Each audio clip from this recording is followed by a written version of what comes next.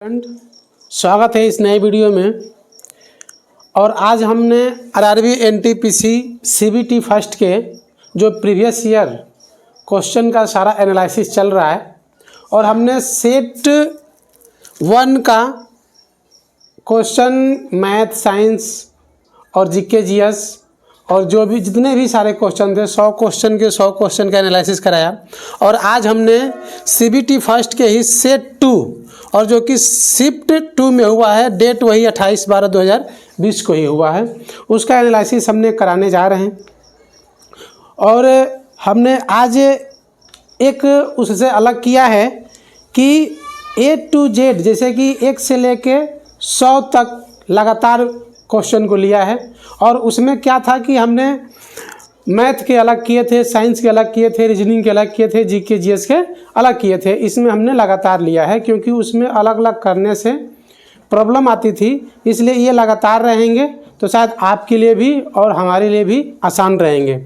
तो first question है इसमें, ए का अर्थ प्लस है, एस का अर्थ माइनस है, एम का अर्थ गुणा है, डी का अर्थ भाग है, तो बी का अर्थ एक छोटा सा ब्रैकेट और एफ का अर्थ एक और ब्रैकेट है। तो उनकी समीकरण को हल कीजिए। यानी कि इसमें मान रखना है ए का, बी का, सी का, डी का, एफ का और एस का।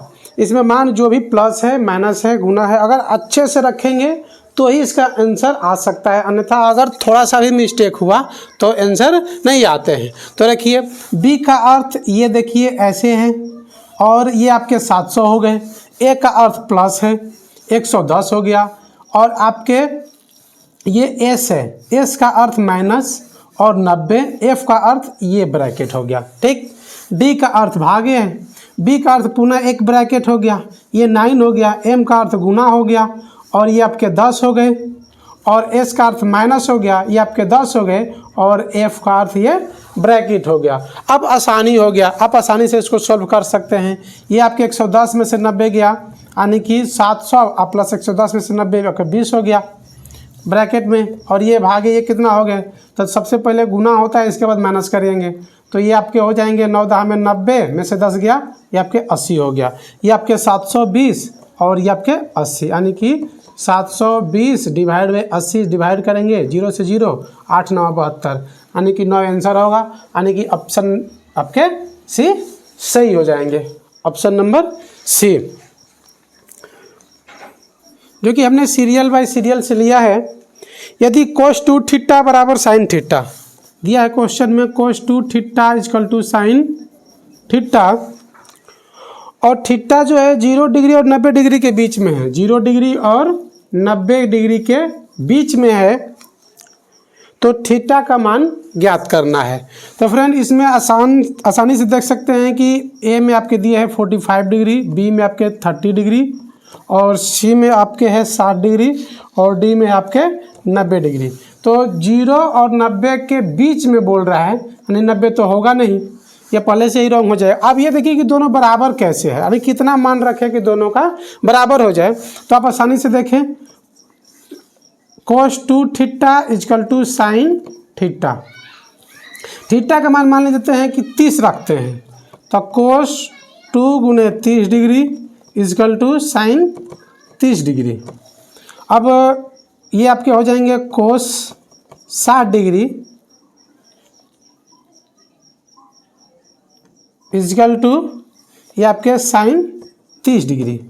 तो यहाँ से हमको पता चलता है कि साइन 30 डिग्री और cos 60 डिग्री आपस में इक्वल होते हैं, इसलिए थीटा का मान आपका क्या हो जाएगा, तो 30 डिग्री, जो कि ऑप्शन बी में करेक्ट सही है। फ्रेंड इसमें देखेंगे कि cos 60 डिग्री का मान यानी कि 1/2 और ये आपके साइन 30 डिग्री का मान 1/2, यानी दोनों बराबर होते हैं। तो हमने यहाँ पे कितना, सबसे पहले 30 डिग्री से स्टार्ट किया क्योंकि थीटा का मान 30 डिग्री रखा है, तो ऑप्शन बी जो है आपका सही हो जाएगा, क्योंकि यहाँ पे दोनों देखते हैं तो इक्वल हो रहा है, तो थीटा का मान 30 degree. Friend next question third आपके कंप्यूटर स्क्रीन पे दिखाई दे रहे होंगे। क्वेश्चन है, पहली 8 भाज्य प्राकृतिक संख्याओं के माध्य और पहली 8 अभाज्य प्राकृतिक संख्याओं के माध्य का अंतर ज्ञात करें। ये ऑप्शन है आपके 3/20, 1/5, 1/4 और 1/8 है। तो पहली 8 भाज्य संख्या, भाज्य संख्या किसे कहेंगे और अभाज्य संख्या किसे कहेंगे। तो देखिए फ्रेंड, भाज्य संख्या वैसी संख्या को कहते हैं जो 1 से और स्वयं से कटे और किसी अन्य संख्या से भी कटे, किसी अन्य संख्या से भी कटे, उसे भाज्य संख्या कहते हैं।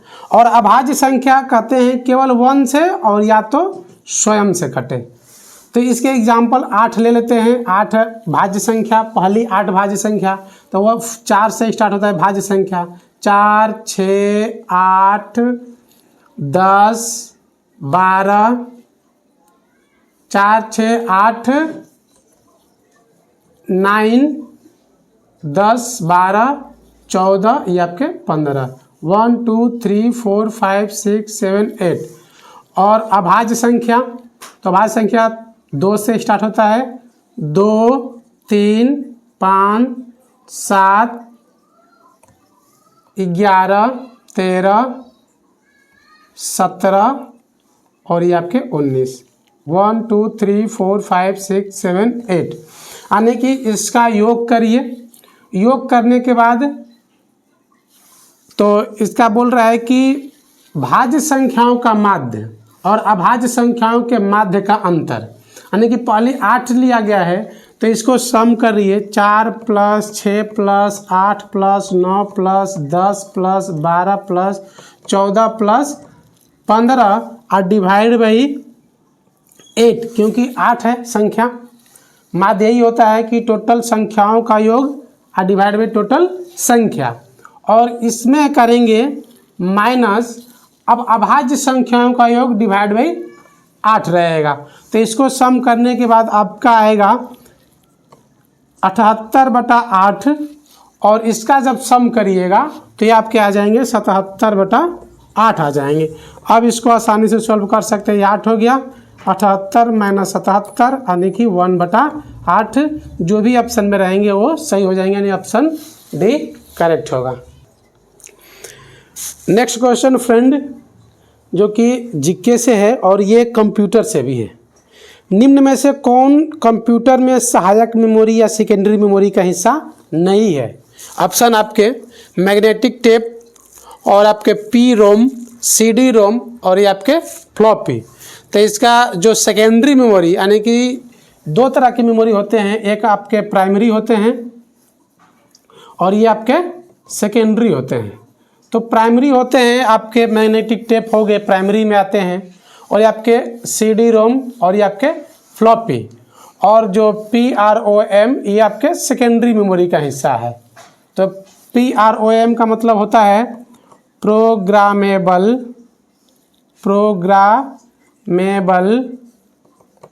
Read only memory. और इसको याद रखेंगे, CD कभी कभी फुल फॉर्म में पूछ देता है। CD का मतलब होता है compact disc read only memory. तो इसका ऑप्शन आपके बी जो कि नहीं है, ये सेकेंडरी मेमोरी का हिस्सा नहीं है। सॉरी फ्रेंड, ये आपके जो पी रोम है यानी कि प्रोग्रामेबल रीड ओनली मेमोरी, ये आपके प्राइमरी है। और ये आपके 3 जो हैं आपके दिखाई दे रहे हैं वो आपके सेकेंडरी है। इसीलिए इसका क्वेश्चन में ही पूछा है कि सेकेंडरी मेमोरी का हिस्सा नहीं है, इसलिए ऑप्शन आपका बी जो कि करेक्ट हो जाएगा। नेक्स्ट क्वेश्चन जो कि 5 क्वेश्चन है, कंप्यूटर स्क्रीन पे आपके दिखाई दे रहे होंगे। क्वेश्चन है कि भारत का पहला परमाणु ऊर्जा स्टेशन की स्थापना कब किया गया था। तो फ्रेंड, भारत का पहला परमाणु ऊर्जा, ऑप्शन ए में 1966, ऑप्शन बी 1969, ऑप्शन सी 1968 और ऑप्शन डी 1967।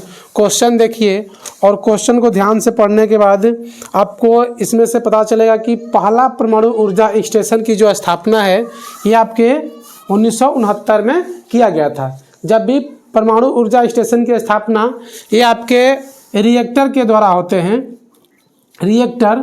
और रिएक्टर नाम सुन के ही आपको पता चलता है फ्रेंड कि भारत का पहला परमाणु रिएक्टर का नाम आपको याद होगा अप्सरा। पहला परमाणु रिएक्टर क्या है आपके, अप्सरा है, जो कि इसका स्थापना 1956 में किया गया था। और एक इसका विधिवत जो स्थापना है पंडित जवाहरलाल नेहरू ने 1957 में किए थे। इसको याद रखेंगे। अप्सरा भारत का पहला परमाणु रिएक्टर है और इसकी स्थापना 1956 में, अगर विधिवत पूछता है पंडित जवाहरलाल नेहरू के द्वारा, तो 1957 में। तो इसका ऑप्शन जो आपके हो जाएंगे option B correct answer. Next question friend, जो कि क्वेश्चन नंबर 6 है, कंप्यूटर स्क्रीन पर दिखाई दे रहे होंगे और यह क्वेश्चन टाइम एंड वर्क से है, मैथ के हैं। ए किसी कार्य को 12 दिन में पूरा कर सकता है, बी ए की तुलना में 20% कम कार्य कुशल है, बी को कार्य पूरा करने में कितने दिन का समय लगेगा। तो यानी कि ए किसी काम को फ्रेंड कितने दिन में, तो 12 दिन में करते हैं। और जो बी है यानी कि इसका जो कार्य क्षमता है, यानी कि ए है और यहाँ पे बी ले लेते हैं, तो बी जो है ना ए की तुलना में 20% कम, यानी कि ए की तुलना में 20% कम। तो ए को अगर 100% मानते हैं तो 20% कम, यानी कि बी कितने हो जाएंगे 80% काम करेंगे। इसको अगर इसका रेशियो लेते हैं तो आपके 2 चौके 8, 2 पाँचे 10, 5:4 रेशियो, यानी कि ए की कार्य क्षमता 5 हो गई और बी की कार्य क्षमता आप कह सकते हैं 4 हो गई है। तो ये दिया है कि बी को कार्य पूरा करने में कितने दिन का समय लगेगा। तो बी को कार्य करने में कितने दिन का समय लगेगा, तो इसको बी को जब कार्य करना है यानी बी नीचे रहेगा और इसको आसानी से जो ए का कार्य है और ए का कार्य क्षमता, तो इसको टोटल वर्क आसानी से निकाल सकते हैं। तो टोटल वर्क बराबर हो जाएगा आपके 12 × 5 और बी का निकालना है तो बी कितने दिन में करेंगे, तो 4 का एफिशिएंसी, क्योंकि ये 4 कार्य कर रहे हैं तो इसको आसानी से काटा 4 × 12 यानी कि 3 × 5 = 15 दिन। तो यानी कि बी कितने दिन में काम करेंगे, तो 15 दिन में, जो कि ऑप्शन आपका बी करेक्ट सही है। नेक्स्ट क्वेश्चन फ्रेंड, जो कि क्वेश्चन नंबर 7 है। क्वेश्चन दिया है कि निम्नलिखित में से कौन सी परियोजना उत्तराखंड में है। ऑप्शन आप देखिए और आंसर का पता लगाइए। ऑप्शन ए में है Tehri hydro power complex, option B में है Koyna hydro electric project, option C में है शरावती हाइड्रो इलेक्ट्रिक प्रोजेक्ट और ऑप्शन डी में है हाइड्रो इलेक्ट्रिक प्रोजेक्ट। तो आपको टिहरी बांध जो होता है, यानी कि टिहरी बांध आप वहाँ से याद कर सकते हैं कि जो टिहरी है आपके भिलंगना और भागीरथी नदी पर है। और ये जो भागीरथी नदी और भिलंगना नदी है ये आपके उत्तराखंड, कहाँ पे, उत्तराखंड में स्थित है। तो यानी कि ऑप्शन ए आपके सही हो जाएंगे। जो कोयना हाइड्रो इलेक्ट्रिक प्रोजेक्ट है ये आपके कोयना नदी पर ही है, जो कि कहाँ है, महाराष्ट्र में। और ये जो शरावती है इलेक्ट्रिक प्रोजेक्ट जो है ये आपके शरावती नदी पर ही है और ये आपके कर्नाटक में है। और ये जो चमेरा है ये आपके रावी नदी ये आपके हिमाचल प्रदेश में स्थित है। तो यानी कि उत्तराखंड में कौन से है, तो ऑप्शन ए यानी कि Tehri hydro power complex, option A सही है। नेक्स्ट क्वेश्चन फ्रेंड, जो कि क्वेश्चन नंबर 8 है और ये दिया है कि यदि AMBER यानी कि बराबर 27 है, BROWN बराबर 14 है, तो GREEN बराबर होगा यानी कि 28 के, 36 के, 39 के और ये आपके 24 के, यानी कि कोडिंग डिकोडिंग से है। तो सबसे पहले इसको बनाने के लिए बस यही तरीका है कि देखिए कि AMBER से 27 कैसे बन गया है और जैसे ये बनेगा वैसे इसको भी बनाना है और उसके बाद ये बन जाएंगे आसानी से। तो यहाँ पे सबसे पहले नंबर इसका ले 1 हो जाएगा, ये आपके 13 हो जाएंगे, ये आपके 2 हो जाएंगे, ये 5 हो जाएंगे और ये आपके 18 हो जाएंगे। अब इनको सम करके देखिए 27 आ रहा है या गुणा करके आ रहा है या भाग करके आ रहा है, उसी प्रकार इसका हो जाएगा आपके 2 हो जाएंगे, ये आपके 18 हो जाएंगे, वो आपके 15 हो जाएंगे, ये आपके 23 हो जाएंगे, ये आपके 14 हो जाएंगे, बराबर ये 14 लिखा हुआ है। तो अब ग्रीन का क्या होगा, तो इसको देखिए, पहले इसको सम करिए, 13 × 14 हो जाएगा, 14 × 2 = 16 हो जाएंगे और 16 और 5 = 21 और ये आपके 18 हो जाएंगे, यानी कि 39 जोड़ने पे हो रहा है, 39 हो रहा है। तो इसमें देखिए कि कैसे इसको 27 कर दिया है, तो 3 में इसको 9 का गुणा कर दिया है, क्योंकि रीजनिंग में आप कुछ भी कर सकते हैं। तो 9 × 3 क्या हो गया है, 27 हो गया है। उसी प्रकार से देखिए जब ऐसे हुआ है, जब सम करके और इन दोनों के बीच में गुणा का चिन्ह लाने के बाद ये आ जा रहा है, तो ऐसे देखिए कि इसमें 14 आ जा रहा है कि नहीं आ रहा है। तो इसको सम करिए, 18 दो कितने हो गए, 20 हो गए, और ये आपके 15 हो गए, 20 15 35 हो गए। 35 और 3 जोड़ने के बाद आपके हो जाएंगे 35 और 3 38, 20 58 और 14 आप जोड़ेंगे तो आपके कितने हो जाएंगे, तो 72 हो जाएंगे, बराबर ये 14 है। यानी कि 7 गुणे 2 करने के बाद कितना आ गए, 14 आ गए। ठीक उसी प्रकार यानी कि पता चल जाता है कि सम के बीच में आपके गुणा का चिन्ह आ जा रहा है। तो उसी प्रकार GREEN करिए, तो जी के आपके हो गए 7, आर के हो गए 18, ई के हो गए 5, ई के हो गए 5, एन के हो गए 14। इन सबों का सम करिए तो ये आपके 18 और ये 18 7 आपके 25, 5 30, 5 35 और ये आपके 35 4 39 10 आपके 49 सम होंगे। तो अब इसमें देखिए इसके बीच में लाइए गुणा का चिन्ह, यानी कि 4 नामक कितने हो जाएंगे, 36, यानी कि ऑप्शन बी करेक्ट सही हो जाएगा। नेक्स्ट क्वेश्चन नंबर 9 है फ्रेंड, जो आपके कंप्यूटर स्क्रीन पे दिखाई दे रहे होंगे। क्वेश्चन ये है कि जो तिरंगा झंडा स्टुटगार्ड में मैडम भिकाजी कामा ने फहराया था, उसे चोरी छिपे ब्रिटिश भारत में कौन लाया था। तो ये फ्रेंड ये देखिए, ऑप्शन ए में है इंदुलाल याग्निक, ऑप्शन बी में है मैडम भिकाजी कामा, और ऑप्शन सी में किशन सिंह, और ऑप्शन डी में वीर सावरकर। तो इसमें ऑप्शन ये आपके हो जाएंगे सही, इंदुलाल याग्निक। और इन्होंने जो मैडम भिकाजी कामा है, ये एक फ्रांसीसी भारतीय फ्रांसीसी थी, और इनका जन्म हुआ है 1861 ईस्वी में, जो कि भारत के मुंबई शहर में। और इन्होंने 22 अगस्त 1907 ईस्वी को फ्रेंड ये जर्मनी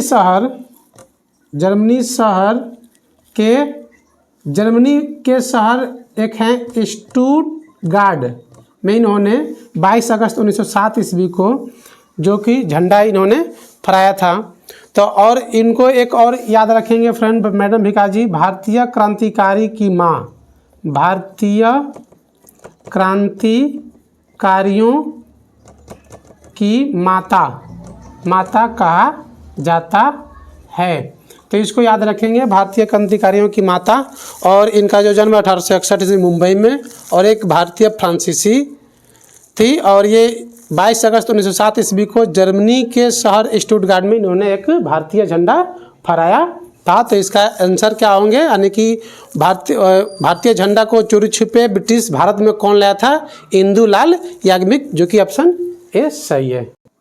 नेक्स्ट क्वेश्चन फ्रेंड, जो कि क्वेश्चन नंबर 10 है, कंप्यूटर स्क्रीन पे दिखाई दे रहे होंगे, और ये आपके रीजनिंग से है, ये बॉक्स में दिया हुआ है। और इसको बनाइए कि इसमें देखिए कि ये 12 8 6 4 से 14 या किसी तरीके से इस तरह से या इस तरह से या इस तरह से कॉलम से या रो से किसी तरह से देखिए कि कैसे हुआ है, और यहाँ पे क्या होंगे, 0 होंगे, 12 होंगे, 8 होंगे या 16 होंगे। तो हम सॉल्व करते हैं, ऊपर से नीचे आते हैं। तो देखते हैं इसमें 2 तरीके होते हैं, या तो आप रो में जा सकते हैं या कॉलम में, किसी तरीके से जोड़ करिए, घटाव करिए, भाग करिए या गुणा करिए। तो इसको देखिए, क्योंकि सेकेंड वाला में तो लाना ही है, तो फर्स्ट वाला में लाना है, सेकेंड वाला में देखिए क्या होता है कि 12 8 6 से 14 कैसे बन गया है, यानी कि 12 + 8 और -6 करने से 14 हो जाएंगे। तो ये आपके हो जाएंगे 12 8 20 -6 14 हो जाएंगे। सही बात है, ये तो सही आ गया है इस पर।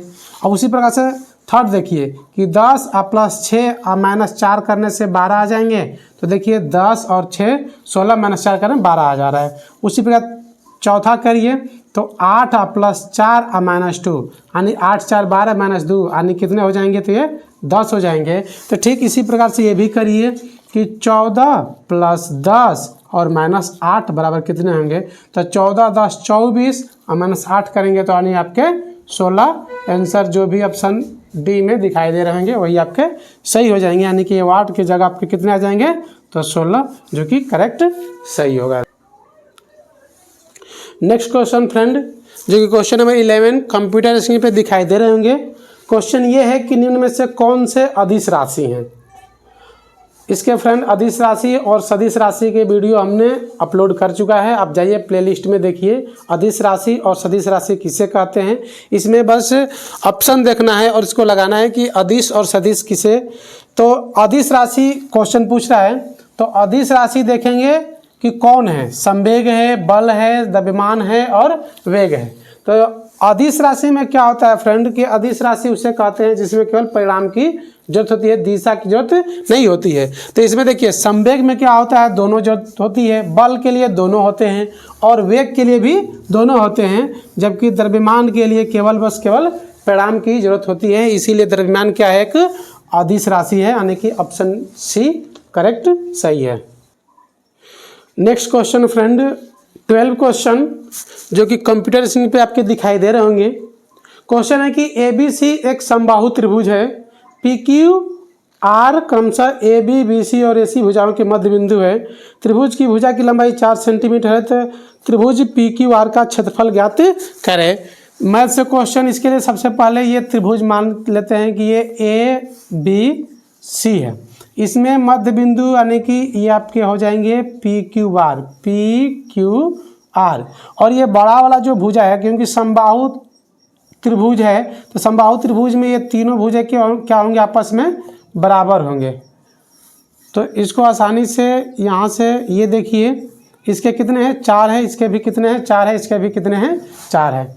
तो समबाहु त्रिभुज ABC का जो क्षेत्रफल होता है वो कितना हो जाएगा, तो √3/4 गुने भुजा स्क्वायर, ये सूत्र होता है।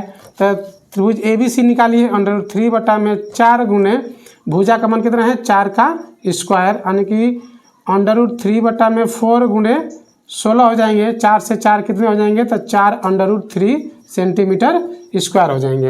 अब हमको क्या निकालना है कि PQR का निकालना है। तब PQR का समबाहु त्रिभुज PQR का क्षेत्रफल निकाला जाता है, यानी कि 1/4 गुने 1/4 त्रिभुज ABC जो बड़ा है उसका क्षेत्रफल होता है। तो यानी कि यहाँ पे कर लीजिए त्रिभुज PQR का क्षेत्रफल 1/4 गुने त्रिभुज ABC का क्षेत्रफल हमने यहाँ निकाला है 4√3 सेंटीमीटर स्क्वायर। ये 4 से 4 कैंसिल, यानी कि आपके क्या आ जाएंगे आंसर, √3 सेंटीमीटर स्क्वायर। तो यहाँ से PQR का क्षेत्रफल √3 सेंटीमीटर स्क्वायर, जो कि ऑप्शन आपके सी में दिखाई दे रहे होंगे, वो आपके सही हो जाएंगे। नेक्स्ट क्वेश्चन फ्रेंड जो कि कंप्यूटर स्क्रीन पे दिखाई दे रहे होंगे, और ये आपके ब्लड रिलेशन मैथ से क्वेश्चन है, सॉरी रीजनिंग से हैं, ब्लड रिलेशन से हैं। क्वेश्चन है आपके निम्नलिखित जानकारी को ध्यान पूर्वक पढ़ें और प्रश्न का उत्तर दें जो आगे दिया गया है। इसमें दिया हुआ है कि IJKLM और N हॉकी खेल खेल रहे हैं, मतलब कोई भी लड़का लड़की के नाम है IJKLM और N। यहाँ पे लिख लेते हैं IJKLM और N, ये हॉकी खेल खेल रहे हैं।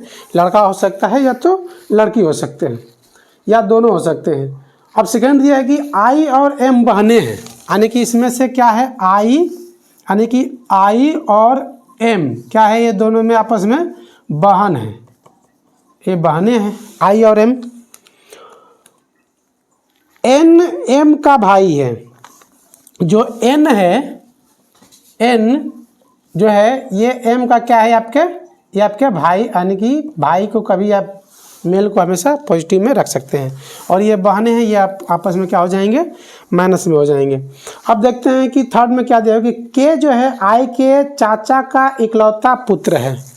तो I के ऊपर रखिए चाचा, तो चाचा का इकलौता जो पुत्र है वो है आपके के, तो यहाँ पे पुत्र हो गए चाचा के इकलौता पुत्र, प्लस में ये भी चाचा प्लस में आपके हो गए।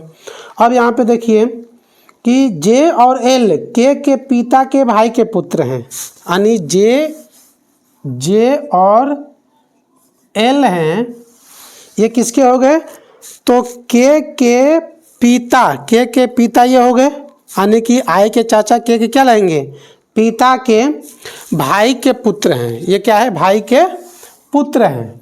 तो ये आपस में, ये दोनों आपस में क्या है, भाई हैं। अब दिया हुआ है कि के एम से किस तरह संबंधित है। तो जो के है वो एम से किस तरह संबंधित है। ये तो आपस में भाई बहन है और ये आपके चाचा के पुत्र हैं। तो यहाँ से संबंधित आएगा कि ये आपके चचेरा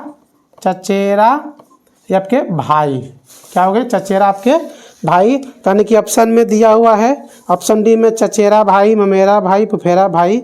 ये आपके ऑप्शन, यानी कि ऑप्शन नंबर डी जो कि सही है। फ्रेंड, इसमें हम एक लिए हैं जो कि हमेशा कन्फ्यूजन रहता है कि इसमें ये देखेंगे कि जो दिया हुआ है क्वेश्चन में कि के एम से किस तरह संबंधित है। तो यहाँ पे जो के है एम से, तो जब भी आपके एम से दिया हुआ है जिसमें से लगा हुआ है उसी के सापेक्ष चलना है। यानी कि यहाँ अब ये देखना है कि एम से इसका रिलेशन क्या है। तो इसको ध्यान में रखेंगे कि जहाँ पे से लगेगा उसके सापेक्ष चलना है कि ये जो एम का ये जो के है ये क्या लगते हैं। तो इस कन्फ्यूजन को आप दूर हो गए होंगे। तो इसका आंसर आपके क्या हो जाएंगे, ऑप्शन डी जो कि करेक्ट सही है। नेक्स्ट क्वेश्चन फ्रेंड, जो क्वेश्चन नंबर 14 है। क्वेश्चन है कि भारत के संविधान में निम्नलिखित में से कौन से संविधान संशोधन में नागरिकों के मौलिक कर्तव्यों को शामिल किया गया था। तो जैसे कि क्वेश्चन को देखने से ही आपको पता चल गया होगा कि मौलिक कर्तव्य के बारे में पूछा है। तो कब जो है मौलिक कर्तव्य कब लाया गया था भारत में। तो ये आपके 42वें संविधान संशोधन जो कि सन आपके 1976 ईस्वी, यानी कि ऑप्शन आपके सी हो जाएंगे। 42वें संविधान संशोधन 1976 ईस्वी। तो इसको ध्यान में रखेंगे। एक क्वेश्चन इससे पूछता है कि कौन से कमेटी यानी कि समिति गठन किया गया था। तो इसको याद रखेंगे, बहुत सारे क्वेश्चन आते रहते हैं। सरदार स्वर्ण सिंह जो समिति था इसको लाया गया था, यानी कि इन्हीं के द्वारा 1976 में 42वें संविधान संशोधन अधिनियम पारित किया गया था और इसमें मौलिक कर्तव्य को लाया गया था।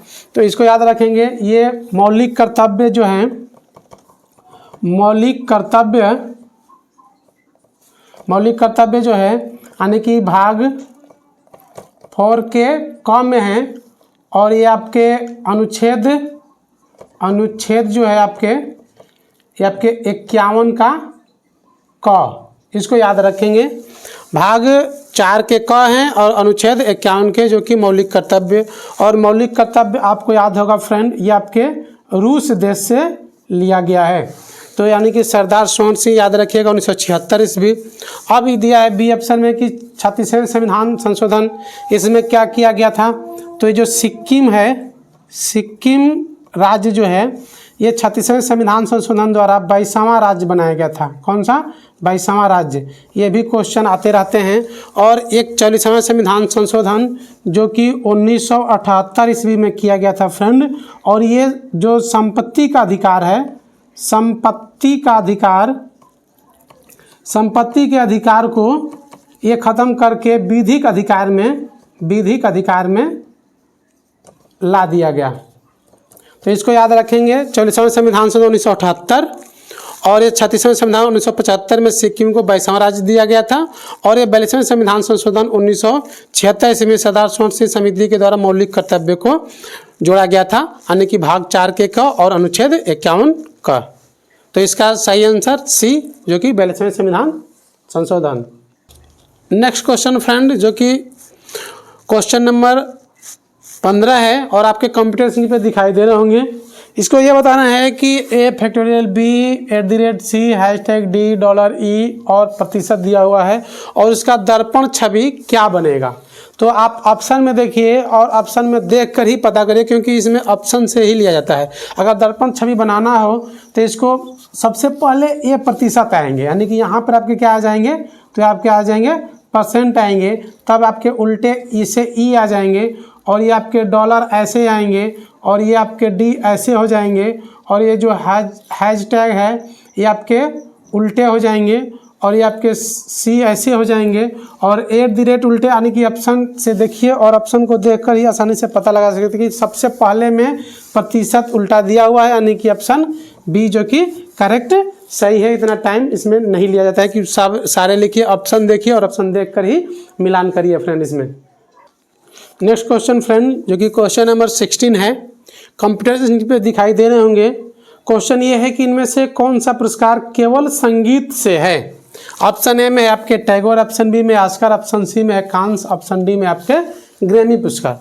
तो आपके क्वेश्चन को देखने से ही पता चल गया होगा कि इसका जो आंसर है आपके डी करेक्ट, यानी कि ग्रैमी पुरस्कार जो है ये आपके संगीत से संबंधित है। इसका जो शुरुआत हुआ था 1959 ईस्वी से हुआ है, इसको याद रखिएगा।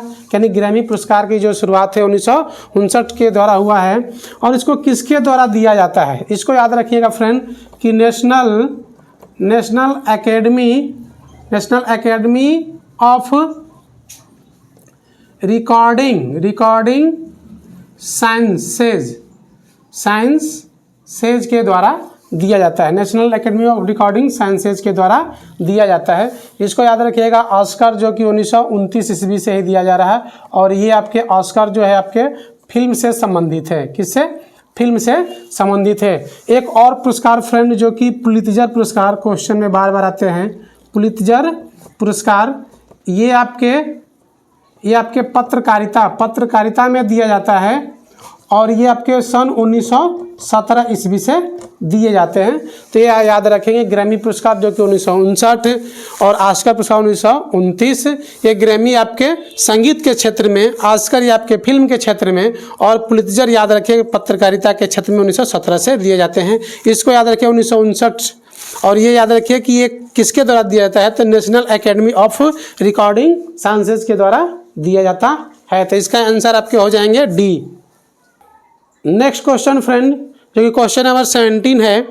क्वेश्चन ये दिया हुआ है कि किस नियम के अनुसार स्थिर तापमान पर गैस का आयतन दाब के व्युत्क्रमानुपाती होता है। यानी कि स्थिर तापमान पर गैस का आयतन यानी कि गैस का आयतन जो होता है यानी कि व्युत्क्रमानुपाती होता है किसके, तो 1/p यानी कि प्रेशर के, दाब के। तो इसको याद रखेंगे। एक ट्रिक हमने याद रखा है, एक बॉयल के नियम और एक याद रखिए चार्ल्स के नियम, जो कि हमेशा कन्फ्यूजन रहता है। तो इसमें देखिए, इसमें जब भी आता है एक शब्द आता है समानुपाती आता है, और इसमें आएगा तो इसमें व्युत्क्रमानुपाती आता है। तो याद रखिएगा, यदि बॉयल है तो बी से आपका व्युत्क्रमानुपाती, यदि आपके चार्ल्स है तो साथ से आपके समानुपाती। अब यहाँ से आपके कन्फ्यूजन सब दूर हो गए होंगे कि जब भी चार्ल्स का नियम कब आएगा, जब समानुपाती लिखा हो, और बॉयल का नियम कब आएगा, जब व्युत्क्रमानुपाती लिखा हो तब। यानी कि ऑप्शन क्या हो जाएंगे, ऑप्शन ए जो कि सही है। बॉयल के नियम के अनुसार ही किसी स्थिर ताप पे जो गैस का आयतन होता है वो दाब के व्युत्क्रमानुपाती होता है, यानी कि ऑप्शन ए करेक्ट सही है। Next question friend 18 question number है, और ये आपके क्वेश्चन जो कि कंप्यूटर स्क्रीन पे दिखाई दे रहे होंगे। क्वेश्चन ये है कि ए और बी की कार्य क्षमताओं का अनुपात 3:4 है। यदि ए किसी कार्य को 12 दिन में पूरा करता है तो बी उसी कार्य को कितने दिनों में पूरा करेगा। यानी कि ए और बी का जो कार्य क्षमता है, ए और बी का कार्य क्षमता कितना दिया हुआ है, तो 3 और 4 अनुपात में दिया हुआ है। ए किसी कार्य को 12 दिन में करते हैं। ए किसी कार्य को कितने दिन में करते हैं, 12 दिन में करते हैं। तो बी उसी कार्य को कितने दिनों में करेंगे। तो ए का जो कार्य है ये 12 दिन में करते हैं, तो कार्य क्षमता 3 है। तो ये इनके टोटल वर्क निकाल लीजिए इसी में और इसी का गुणा करके, यानी कि 12 कितने हो जाएंगे, 36 टोटल वर्क हो गए। और बी का कार्य क्षमता 4 है, 4 से डिवाइड कर दिया, 4 9 36, यानी कि ये बी कितने दिन में करेंगे, तो 9 दिन में करेंगे। जो कि ऑप्शन जो भी ऑप्शन 9 में रहेंगे, यानी कि बी ऑप्शन जो कि करेक्ट सही हो जाएगा। नेक्स्ट क्वेश्चन फ्रेंड जो कि क्वेश्चन नंबर 19 है, ये आपके कंप्यूटर स्क्रीन पर दिखाई दे रहे होंगे, और ये इकोनॉमिक्स से क्वेश्चन है। भारत में राष्ट्रीय आय की गणना का पहला प्रयास किसने किया था। तो ऑप्शन ये है आपके BKRV राय, या दादा भाई नौरोजी, या HD तेंदुलकर, या PC महालनोबिस। तो इसका आंसर आपके हो जाएंगे बी, जो कि दादा भाई नौरोजी। ये इन्होंने सबसे पहले राष्ट्रीय आय की गणना किया था। आप ये इनका याद रखेंगे, ये 1867 से 68 ईस्वी में सबसे पहले इन्होंने किया था।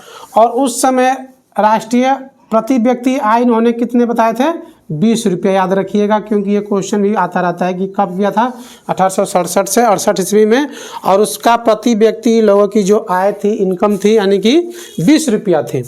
एक याद रखेंगे कि राष्ट्रीय आय की जो गणना है CSO के द्वारा किया था, यानी कि केंद्रीय सांख्यिकी संगठन, यानी कि सेंट्रल स्टैटिस्टिक्स ऑर्गेनाइजेशन, यानी कि इसकी स्थापना हुआ है 1951 ईस्वी। तो राष्ट्रीय आय की गणना याद रखेंगे CSO के द्वारा स्थापना का हुआ है 1951 ईस्वी है। और जो PC महालनोबिस से ऑप्शन में जो दिखाई दे रहे होंगे, PC महालनोबिस जब भारत सरकार जो राष्ट्रीय समिति जब बनाए थे तो उसके अध्यक्ष बनाए थे 1949 ईस्वी में।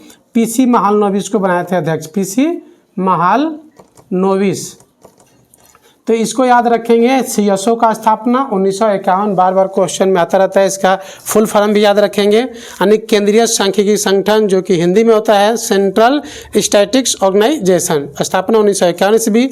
और ये दादा भाई नौरोजी के द्वारा 1867 से 68 में पहला प्रयास किए थे। और पहले प्रयास में इन्होंने बताया थे कि 20 रुपये प्रति व्यक्ति आय भारत में थी।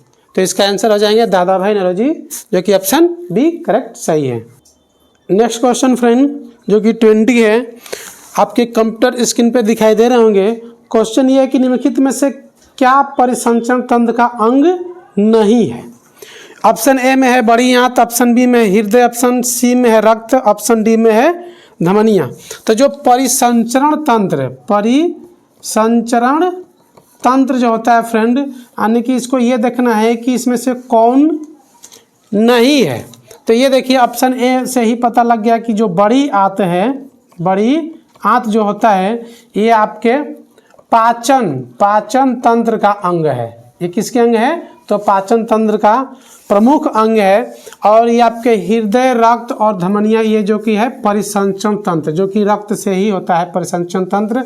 तो जो हृदय, रक्त और धमनियाँ परिसंचरण तंत्र के अंग हैं, और जबकि बड़ी आंत ये आपके पाचन तंत्र के अंग हैं। इसीलिए ऑप्शन क्या हो जाएंगे? ऑप्शन ए, जो कि करेक्ट सही है। नेक्स्ट क्वेश्चन, जो कि 21 नंबर है, जो कंप्यूटर स्क्रीन पर दिखाई दे रहे होंगे फ्रेंड। क्वेश्चन ये दिया हुआ है कि सूर्य का चमकता हुआ सतह क्या कहलाता है? क्वेश्चन देखने से ही आपको पता चल गया होगा। ऑप्शन ए में है लिथोस्फीयर, ऑप्शन बी में है फोटोस्फीयर, ऑप्शन सी में है एटमोस्फीयर, ऑप्शन डी में है क्रोमोस्फीयर। तो इसको कहीं कहीं इंग्लिश में भी दे देता है और कहीं कहीं हिंदी में भी दे देता है। तो इसको इंग्लिश और हिंदी दोनों को बुक से याद करने की कोशिश करेंगे फ्रेंड। तो इसका आंसर क्या हो जाएगा कि सूर्य का चमकता हुआ सतह, जो सूर्य के चमकता सतह है, वो आपके फोटोस्फीयर कहलाते हैं। यानी कि बाहरी जो सतह होता है क्या कहलाता है? आपके फोटोस्फीयर कहलाते हैं, जो कि ऑप्शन आपके बी करेक्ट सही है। नेक्स्ट क्वेश्चन फ्रेंड, जो कि 22 नंबर है। क्वेश्चन यह है कि मोपला विद्रोह किन वर्षों के बीच हुआ था? ऑप्शन रहे आपके 1917 से 19, 1923 से 24, 1921 से 22 और ऑप्शन डी है जो है 1914 से 15। तो ये जो मोपला विद्रोह है फ्रेंड, मोपला विद्रोह ये आपके केरल राज्य के मालाबार तट पे हुआ था। केरल राज्य के मालाबार तट पे हुआ था। ये सन 1921 से 22। और इसके जो मोपला विद्रोह के जो नायक थे मुस्लियार याद रखेंगे। ये कोई आगे वाला नेक्स्ट क्वेश्चन में पूछ सकता है कि मोपला विद्रोह आने की, ये तो इसमें सन पूछ दिया तो हो सकता है किस राज्य में हुआ है या कौन से तट याद रखेंगे। और इसके जो नायक थे वो कौन थे? तो मुस्लियार। तो इसका ऑप्शन क्या हो जाएंगे? ऑप्शन नंबर सी, जो कि करेक्ट सही है। फ्रेंड क्वेश्चन नंबर 23 है, जो कि कंप्यूटर स्क्रीन पे दिखाई दे रहे होंगे। उसके ऑप्शन है कि क्वेश्चन ये बोल रहा है कि कंप्यूटर की भौतिक स्मृति से संग्रहित परिणाम निकालने की प्रक्रिया को क्या कहा जाता है? तो ऑप्शन ये है आपके output process, option B programming, option C processing, option D input process. तो फ्रेंड जब भी किसी चीज़ से बाहर निकलता है उसको क्या बोलेंगे, तो आउटपुट। क्या बोलते हैं, आउटपुट प्रोसेस बोलते हैं। तो इसको आसानी से समझ में आ रहा है कि जब भी कोई चीज़ अंदर से जब बाहर निकलता है तो उसको क्या बोलते हैं, तो आउटपुट बोलते हैं। तो इसका ऑप्शन क्या हो जाएंगे, आउटपुट। कंप्यूटर में कुछ याद रखेंगे, जैसे आउटपुट कहने का मतलब हो जाए जैसे आपका प्रिंटर। प्रिंटर क्या है कि बाहर कोई भी चीज़ों को क्या करता है कि उसको प्रिंट आउट करने के बाद उसको पेज को क्या कर देता है, बाहर कर देता है, इसीलिए इसको प्रिंटर क्या हो गया, जैसे आउटपुट हो गया। कुछ आपके इनपुट याद रखेंगे, इनपुट में आपके जैसे कीबोर्ड हो गए, कीबोर्ड जो कि बार बार एग्जाम में पूछता रहता है कि कीबोर्ड क्या है, इनपुट है, आउटपुट है। तो इसको याद रखें। कीबोर्ड क्या होता है कि जब भी आप बटन दबाते हैं तो उसमें से वो जो बटन आप जैसे नंबर पर दबाए या लेटर पर दबाए तो अंदर चला जाता है। तनी अंदर जाने का मतलब क्या हो गया, इनपुट हो गया। और जो बाहर निकाल रहे हैं उसको क्या बोल सकते हैं, आउटपुट बोल सकते हैं। तो इसका ऑप्शन क्या हो जाएगा, ऑप्शन ए, जो कि आउटपुट प्रोसेस कहलाता है। नेक्स्ट क्वेश्चन फ्रेंड जो 24 है, कंप्यूटर स्क्रीन पे दिखाई दे रहे होंगे और ये आपके कथन और निष्कर्ष से हैं। तो ऊपर वाले जो बहुत लिखे रहते हैं कि दिए गए कथनों और निष्कर्ष को ध्यानपूर्वक पढ़ें, ये आपको पढ़ने की जरूरत नहीं है क्योंकि एग्जाम में आपको ज़्यादा टाइम लग सकता है। आप डायरेक्ट कथन पर कथन क्या कहता है और इसके बाद निष्कर्ष निकालने की प्रयास करिए। कथन है, कोई भी पायलट नौसिखियाँ नहीं है, यानी कि ये पायलट आपके हो गए, पायलट पहले डायग्राम बनाइए, और ये आपके हो गए क्या, नौसिखियाँ, यानी कि कोई भी पायलट नौसिखियाँ नहीं है, यानी कि इससे आपका रिलेशन ही नहीं बन रहा है। और कुछ बोल रहा है कि कुछ नौसिखिए खिलाड़ी हैं, यानी कुछ जो है इसके नौसिखिए क्या है, नौसिखिए क्या है, खिलाड़ी है। तो कुछ भाग क्या है, खिलाड़ी है, सभी नहीं है, कुछ भाग है। अब आप आइए ऑप्शन से, कुछ पायलट खिलाड़ी नहीं है, कुछ नौसिखिए खिलाड़ी। फ्रेंड ये नौसिखिए नहीं रहेंगे, यहाँ पे क्या रहेंगे, खिलाड़ी रहेंगे। कुछ नौसिखिए क्या है, खिलाड़ी हैं। अब ऑप्शन में आइए और देखिए कौन से ऑप्शन सही हैं। कुछ पायलट खिलाड़ी नहीं है, जो कुछ पायलट है खिलाड़ी नहीं है, ये ऑप्शन क्या हो जाएंगे, गलत हो जाएंगे।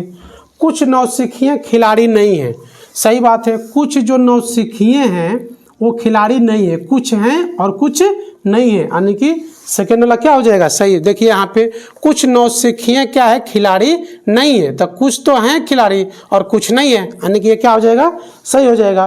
कुछ पायलट खिलाड़ी हैं, कुछ जो पायलट है वो खिलाड़ी है, इससे तो संबंध नहीं बन रहा है। और दिया है कि कुछ खिलाड़ी पायलट है, कुछ खिलाड़ी क्या है, पायलट है, ये भी आपके रंग हो जाएंगे, यानी कि ऑप्शन क्या, ऑप्शन नंबर बी जो कि करेक्ट सही हो जाएगा। क्वेश्चन फ्रेंड जो कि 20 नंबर 5, और ये लास्ट क्वेश्चन है क्योंकि हमने 100 क्वेश्चन जो दिया हुआ है सेट में, उसमें 25-25 करके आपके 4 वीडियो लाएंगे, और चारों वीडियो को अच्छे से देखिएगा और इसमें से आपको बहुत सारे जानकारी प्राप्त होंगे। और जो भी आप सेट लगाते होंगे उसमें से ये देखिए कितने नंबर हमारे आए, कितने नंबर नहीं आए, उसको मिलान करिए और हमारे वीडियो को आके आप आसानी से देखिए। और देखने के बाद आपको पता चल जाएगा कि इसमें से कितने हमको लाभ मिलते हैं। क्वेश्चन नंबर 25 है कि भारत सरकार ने इंद्रधनुष फ्रेमवर्क कार्यक्रम की शुरुआत किस लिए की थी। तो ऑप्शन ए में है निजी बैंकों में क्षमता निर्माण के लिए, ऑप्शन बी में है निजी क्षेत्र के बैंकों का पुनरुद्धार करने के लिए, और ऑप्शन सी है संसाधन जुटाने के लिए, और ऑप्शन डी है सार्वजनिक क्षेत्र के बैंकों का पुनरुद्धार करने के लिए। तो ऑप्शन में देख के ही पता चल जाएगा कि जो ऑप्शन ए बी जो बोल रहे हैं वो निजी का मतलब प्राइवेट होता है। तो भारत सरकार प्राइवेट के लिए ये काम नहीं कर सकता है। इंद्रधनुष फ्रेमवर्क जो कार्यक्रम शुरुआत किया था, इसका आंसर आपके हो जाएंगे सार्वजनिक, यानी कि ऑप्शन डी, जो सार्वजनिक मतलब सरकारी, एक तरह से कह सकते हैं इसको। सार्वजनिक का मतलब क्या होता है, सरकारी क्षेत्र के बैंकों का पुनरुद्धार करने के लिए, यानी कि उसको बढ़ावा देने के लिए इंद्रधनुष फ्रेमवर्क कार्यक्रम की शुरुआत किया गया था। एक ये और याद रखेंगे, मिशन इंद्रधनुष, जो कि क्वेश्चन बार बार ये आते रहते हैं मिशन इंद्रधनुष से। ये मिशन इंद्रधनुष है जो कि बच्चों के टीकाकरण, बच्चों के टीकाकरण से संबंधित है। तो फ्रेंड इसको ध्यान से याद रखेंगे, ये क्वेश्चन आएंगे ही आएंगे नेक्स्ट एग्जाम में या कभी भी कि मिशन इंद्रधनुष किससे संबंधित है, तो बच्चों के टीकाकरण से। तो इस क्वेश्चन का और लास्ट क्वेश्चन का आंसर क्या रहा आपका, सार्वजनिक क्षेत्र के बैंकों का पुनरुद्धार करने के लिए, यानी कि ऑप्शन नंबर डी जो कि करेक्ट सही है।